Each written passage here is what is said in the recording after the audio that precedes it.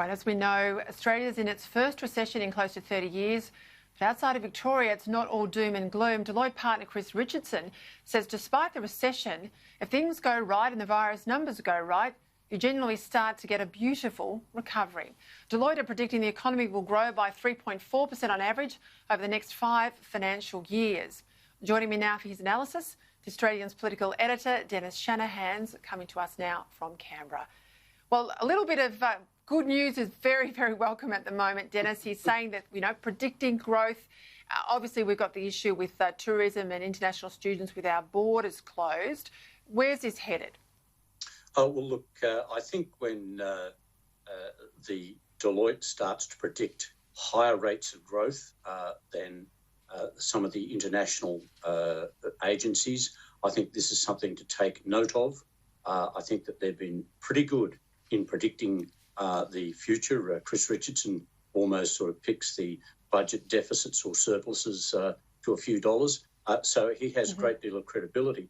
I also noticed that today, Treasurer Josh Frydenberg actually said in question time, the economic recovery is underway. That's a direct quote from the Treasurer. The economic recovery is underway. So the government is in a position where it is seeing quite a quick transition from the wage subsidies of JobKeeper into fully paid employment, that employers are taking on people, keeping them on, and now paying their full wages as the JobKeeper starts to taper off. This is very important. Now, obviously, Victoria continues to be a drag on the national economy and the growth, but we've also seen today increasing growth out of China. Now, despite all of the fights about barley and wine and various other items, the Chinese economy is still extremely important to our trade. Agriculture is still looking at having a very big year.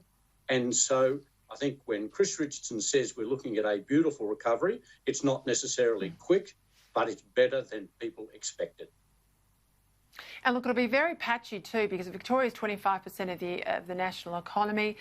Victoria, as we know, when the jobs data came out last week, the rest of the country had an increase, created jobs, around 170,000. Victoria had another 40,000 jobs go.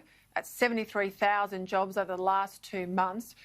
Josh Frydenberg doesn't often get fired up in the way he did today, really pushing the government in Victoria.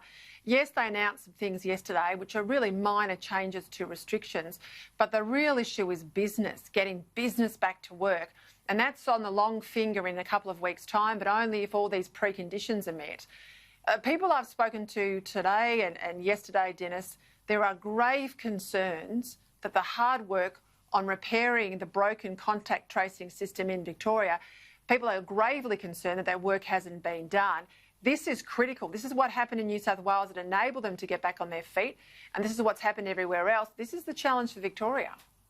Well, precisely. And you see, business is saying we need to get out. They're losing too many jobs. And you're right, Josh Frydenberg, he got very upset initially when the big lockdown was announced.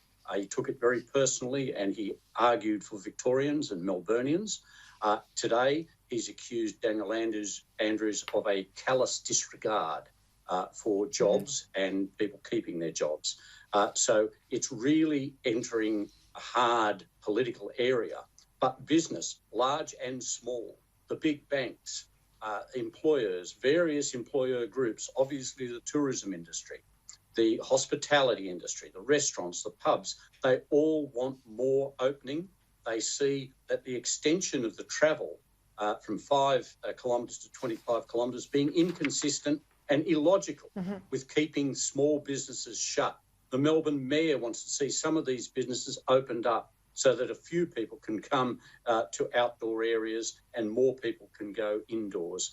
This is holding back the national economy. And as you say, the recovery will be patchy. It'll be patchy over industries, areas. Some places will never actually recover. Others have never actually been hurt, like the resources industry, the mining industry. And geographically, Victoria is obviously the one doing the hardest. And New South Wales, which has mastered the contact tracing, of coronavirus tests has demonstrated you can have outbreaks, you can have clusters, and you can keep them under control. Yes, they're small, and they're repeated, but they are not damaging and not threatening the health of the New South Wales people as a whole, and they're allowing the New South Wales economy to lead the way in restoring economic recovery. You're spot on, Dennis Shanahan. People in Victoria, particularly small business, are living a nightmare. Thank you for your time as always. Thank you, Peter.